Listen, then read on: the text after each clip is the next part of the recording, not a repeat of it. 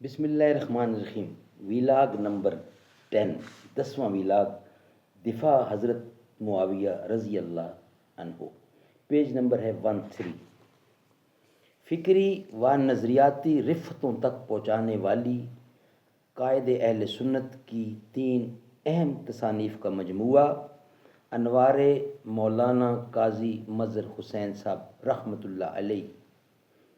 سنی مذہب حق ہے، دفاع حضرت امیر معاویہ رضی اللہ، ہم ماتم کیوں نہیں کرتے۔ ناظرین، کتاب کا حسن انتخاب جناب عبد الجبار سلفی۔ ناظرین، ہم آپ تک مجاہد ملت، فقیہ اعظم، ولی کامل، مجاہد اہل سنت والجماعت، فخر اہل سنت والجماعت، مرد کلندر حضرت مولانا قاضی مظہر حسین صاحب کی محنت، جو زندگی میں انہوں نے اسلام کی خدمت کی، وہ کتاب کی صورت میں آپ کے سامنے رکھ رہے ہیں۔ روزانہ کی بنیاد پر ہم آپ تک یہ پہنچانے کی کوشش کریں گے۔ وتواصوا بالحق، اللہ کے پیغام کو دنیا تک پہنچانا میرا اور آپ کا کام ہے۔ بسم اللہ الرحمن الرحیم، الحمد للہ رب العالمین، والصلاة والسلام علی رسولہ سیدنا محمد خاتم النبیین وعلی آلہ خلفاء الراشدین وعلی آلہ واصحابہ اجمعین۔ زباں پر مومنوں کے جب بھی ذکر تاجدار آئے، تو اس کے بعد لازم ہے کہ ذکر 4 یار آئے۔ ابو بکر و عمر، عثمان و حیدر، جب بھی باغباں ہوں تو پھر کیوں کرنا باغ مصطفیٰ میں ایک بہار آئے۔ رب صلی وسلم دائماً ابدا علی حبیبک خیر خلق کل یمین۔ تمنا درد دل کی ہو تو خدمت کر فقیروں کی، نہیں ملتا یہ گوہر بادشاہوں کے خزینوں میں۔ ویلاگ نمبر 10، ماہانہ عبدالحق اکوڑا خٹک، مارچ 1983 میں تبصرہ نگار لکھتے ہیں، دراصل خوارج فرقہ صباحیہ، جو اسلام کا سب سے پہلا فرقہ ہے، جس کا بانی ابن سبا ایک یہودی نو مسلم تھا، جس نے حضرت عثمان کے مخالفین کو ایک شیرازہ میں مجتمع کیا تھا، دوسری شاخ ہے، اور پہلی شاخ نے اپنے کو علویہ یا شیعان علی کے لقب سے مشہور کیا۔ خوارج کی تردید خود صحابہ کرام رضی اللہ سے منقول و مذکور ہے۔ حضرت مولانا قاضی مظہر حسین صاحب نے بھی زیر تبصرہ کتاب میں ما آنا علیہ و اصحابی کے اصول کے پیش نظر اصلاً خوارج اور ضمناً اہل تشیع کا زبردست نوٹس لیا۔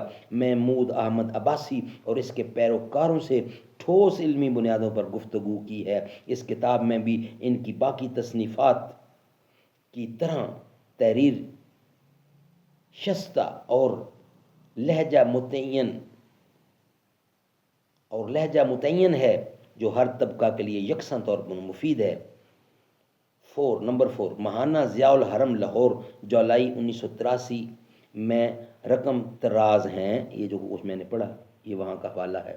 زیر نظر کتاب مولانا محمد اسحاق صاحب سندیلوی کراچی کا مسلک اور خارجی فتنہ، یہ انہوں نے ریفرنس دیا ہے۔ اس کے اندر یعنی اس میں مولانا قاضی مظہر حسین صاحب نے سندیلوی صاحب کے افکار و نظریات کا بھرپور انداز میں جائزہ لیا اور ان کے تمام گمراہ کن دلائل کے بخیے ادھیڑ کر رکھ دیے۔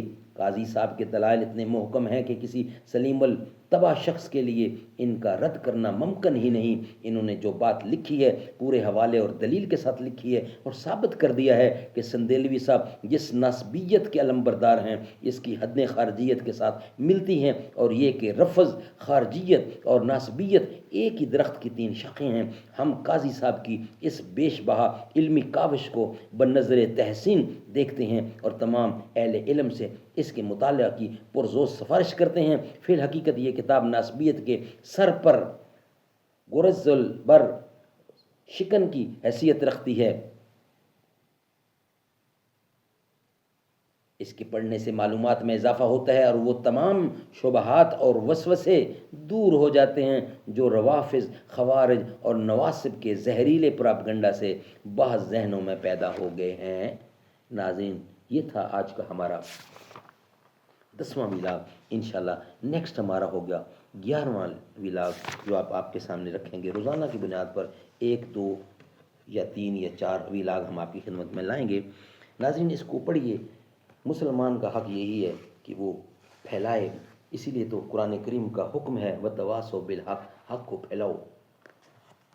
میری قسمت جگانے کو خدا کا نام کافی ہے، ہزاروں غم مٹانے کو خدا کا نام کافی ہے۔